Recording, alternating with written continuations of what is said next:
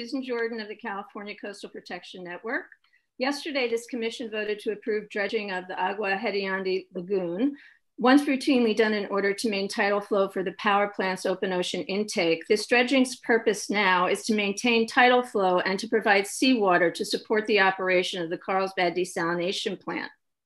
As most of you are aware, open ocean intakes for cooling of power plants are being phased out due to their significant adverse impacts on marine life.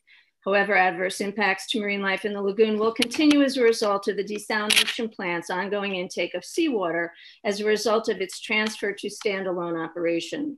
The application before you addresses the testing of two different types of screens.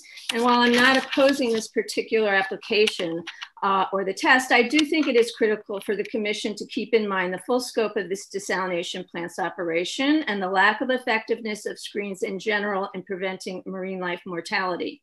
For context, the Carlsbad plant is the largest in the Western Hemisphere. Its operation takes in 299 million gallons of seawater a day to produce 50 million gallons a day of drinking water. That's roughly 109 billion gallons of seawater every year. While screens may help to reduce impingement of larger marine organisms, they are completely ineffective in reducing entrainment of smaller forms of marine life, such as plankton, fish eggs, and larvae. The State Water Resources Control Board has acknowledged that screen reduce entrainment of those organisms by at most 1%, or as your staff report indicates in a footnote, organisms subject to entrainment are presumed to experience 100% mortality.